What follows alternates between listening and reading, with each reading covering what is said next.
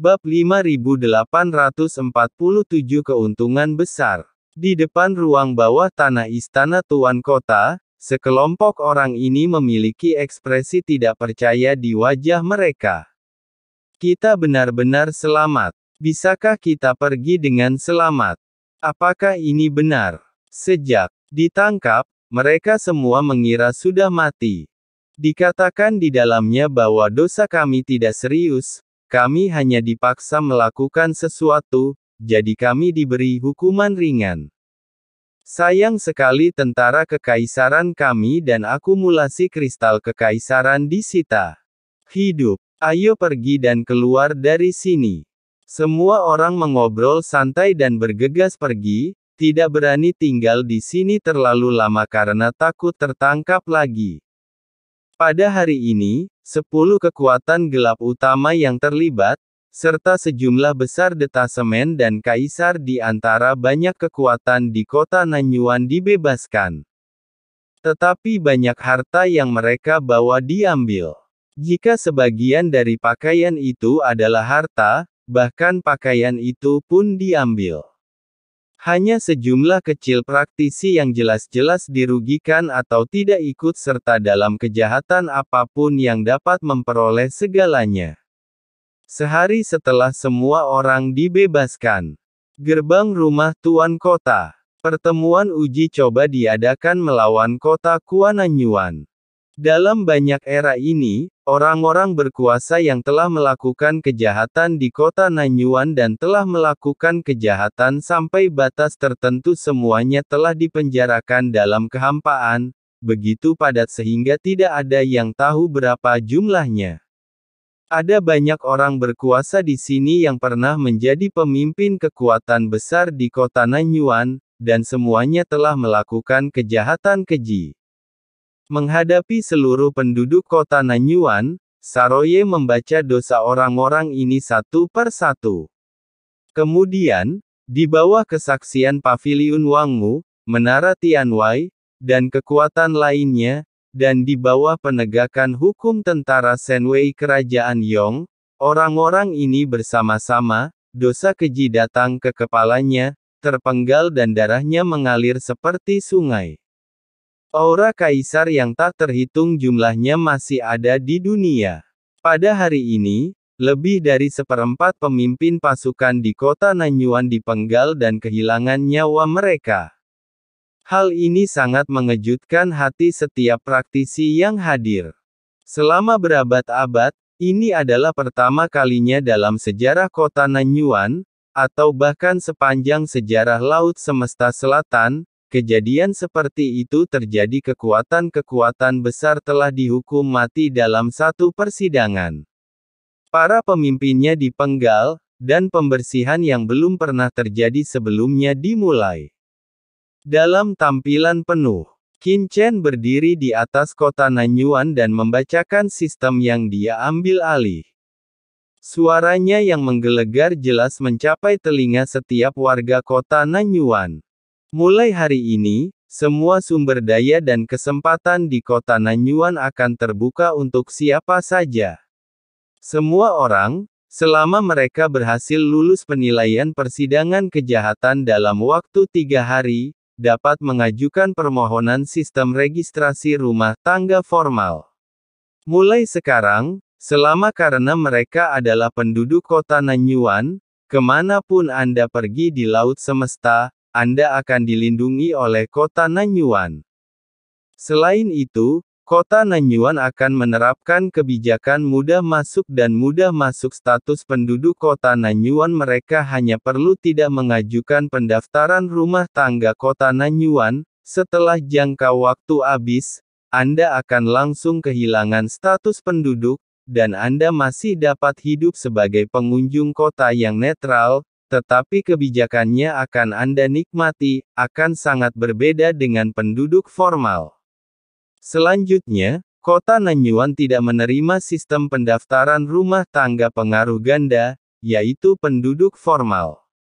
Mereka tidak dapat menjadi subjek dari kekuatan lain pada saat yang bersamaan memiliki registrasi rumah tangga kekuatan lain, seperti Kerajaan Yong, registrasi rumah tangga penduduk kota Nanyuan akan otomatis dibatalkan. Kebijakan dikeluarkan satu persatu, dan tak terhitung banyaknya orang di kota Nanyuan. Hal itu menyebabkan keributan dan pada saat yang sama waktu menghadapi keputusan besar. Apakah akan terus menjadi penduduk kota Nanyuan atau melepaskan status penduduk? Ada banyak diskusi di mana-mana. Istana bayangan hitamku telah hilang, dan kelima penguasa istana telah dipenggal. Kemana kita akan pergi sekarang? Tetaplah di kota Nanyuan. Jika leluhur masyarakat naga hitam datang nanti, aku khawatir kita akan mati. Mari kita pergi ke bidang bintang tertentu dan menjalani kehidupan kecil. Oh, beberapa bidang bintang kecil tidak aman. Dengan kekuatan kita, suatu hari nanti aku mungkin akan dibantai oleh orang kuat yang lewat, sebaliknya. Tuan Qin Chen iri dengan kota Nanyuan, jadi sebaiknya saya tetap di sini. Iya, saya sudah mengamati begitu lama. Selama Tuan Qin Chen masih bertanggung jawab atas kota Nanyuan, tempat ini akan tetap ada cocok untuk tempat tinggal banyak kekuatan. Setelah mengalami pemenjaraan ini, banyak orang di kota Nanyuan dengan jelas memahami kebencian Qin Chen. Tinggal di kota Nanyuan, selama Anda selamat dari krisis nenek moyang masyarakat naga hitam, masa depan akan sangat cerah, dan Anda tidak perlu khawatir menghadapi perlawanan dari kekuatan lain di sini. Dengan dibukanya formasi langit terlarang 9 neter, banyak orang yang khawatir terlibat oleh nenek moyang masyarakat naga hitam pergi satu demi satu. Untuk sementara waktu, populasi kota Nanyuan turun seperempatnya. Yang mengejutkan Qin Chen dan yang lainnya adalah lebih dari separuh penduduk tidak pergi. Salah satunya karena mereka tidak punya tempat tujuan, dan yang lainnya karena mereka bersedia tinggal di kota tempat Qin Chen berada. Saya tidak berharap begitu banyak orang yang bertahan. Rumah tuan kota telah direnovasi sejak lama. Area yang awalnya luas berkurang lebih dari setengahnya dalam sekejap, hanya menyisakan sebagian kecil. Tertahan dalam kehampaan di mana rumah tuan kota berada, Qin Chen melihat bangunan dan partisi ruang yang tak terhitung jumlahnya di bawah, dan menghela nafas dalam hatinya bahwa kota ini akan menjadi miliknya mulai sekarang. Meskipun kota Nanyuan di masa lalu hanyalah kota netral, sebenarnya di dalamnya tidak netral. Setelah mengambil kendali, kota Nanyuan akan sepenuhnya menjadi kota netral di masa depan. Orang-orang dari kekuatan manapun yang datang ke sini akan diperlakukan sama. Dan kota Nanyuan ini juga merupakan pangkalan pertama yang didirikan setelah memasuki Laut Semesta Selatan. Tuan Saroye langsung muncul ke samping, semua harta keluarga Moyun, serta harta dan wilayah pasukan yang dihancurkan di kota Nanyuan telah disegel dan semuanya telah diinventarisasi. Diminta, semuanya ada di sini. Saroye menyerahkan harta spasial kepada Qin Chen. Semua harta dan harta benda ada di dalam. Beberapa di antaranya lebih sulit untuk dihilangkan, dan beberapa pertukaran telah dilakukan melalui Raja Tianbei. Harta karun yang dikumpulkan kali ini terlalu besar, bahkan kerajaan Yong tidak dapat memakan semuanya sekaligus.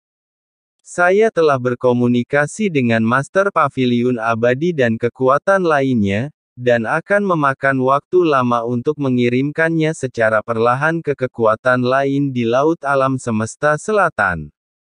Tarik dana sepenuhnya. Saroye menjelaskan, dan Qin Chen telah mengambil alih harta luar angkasa dan menyelidikinya. Saya melihat bahwa itu penuh dengan kristal kekaisaran dan berbagai harta karun. Beberapa harta yang lebih berharga ditinggalkan oleh Qin Chen Rang, karena bahkan jika dia tidak dapat menggunakan harta ini, senior Xiao Yao Supreme di alam semesta asli masih memiliki cukup banyak harta yang digunakan. Saroye melanjutkan, total berbagai harta karun di dalamnya, termasuk beberapa barang yang dijual, kristal kaisar setelah dikembalikan berjumlah sekitar 300 juta, dan harta lainnya seperti senjata, material, didiskon sekitar 800 juta, membuat nilai totalnya lebih banyak, dari 1 miliar kristal kaisar. Qin Chen mengangguk. Ada 1,1 miliar harta, termasuk 300 juta kristal kaisar. Seharusnya tidak ada kekurangan kristal kaisar untuk budidayanya dalam waktu singkat. Dibandingkan dengan kaisar kristal, sebenarnya nilai sebenarnya adalah hati kaisar Mo Yun Gubo dan orang-orang kuat lainnya. Hati kaisar dewa setengah langka akan memiliki nilai luar biasa bagi dunia luar. Adapun harta karun lainnya, Qin Chen melihat bahwa itu semua adalah benteng perang dan harta karun lainnya. Benteng perang tingkat atas ini sangat mahal, dan salah satunya bernilai puluhan juta kristal kaisar, tetapi bagi Qin Chen, benteng itu tidak berguna. Ada juga beberapa keterampilan, senjata kekaisaran, dan harta lainnya yang sama sekali tidak dapat diakses oleh Qin Chen. Harta karun sebenarnya adalah harta karun di harta luar angkasa Mo Yun Gubo, Sage Agung Cucun, dan Sage Agung Siyu. Belum lagi yang lainnya, hanya kristal kaisar di cincin penyimpanan Sage Agung Cucun. Lebih dari 100 juta, kata Qin Chen dalam hati. Dia tidak tahu bahwa 100 juta di antaranya adalah dana untuk membunuhnya. Semuanya tergantung pada kekuatan. Sekarang ada begitu banyak kristal kaisar, saya harus meningkatkan kultivasi saya sesegera mungkin. Qin Chen berkata dalam hati, saya akan menyerahkan beberapa hal berikutnya kepada Anda. Qin Chen menepuk bahu Saroye, di masa depan, kamu mungkin mewarisi bisnis keluarga klan Komodo, jadi aku akan memberimu kota Nanyuan untuk berlatih terlebih dahulu dan melihat bagaimana mengelolanya. Hati Mo Yun Gubo, akan kuberikan padamu setelah aku menyadarinya. Terima kasih atas kepercayaanmu, bawahanku rela mengorbankan nyawanya untukmu. Kata Saroye. Berbaring di tanah, lidahnya terjulur keluar, dan dia berbicara dengan penuh semangat. Tuan, Anda masih peduli pada diri sendiri. Saroye merasa senang dengan dirinya sendiri. Sepertinya saya harus mengambil inisiatif untuk berbicara dengan Raja Tianbei itu untuk melihat bagaimana dia menaklukkan masyarakat naga hitam. Karena Tuhan meminta saya untuk mengatur urusan ini, saya harus lebih memperhatikan Tuhan. Qin Chen pergi, Roye segera berbalik dan pergi. Di dalam istana Tuan Kota, terdapat ruang pelatihan tertentu.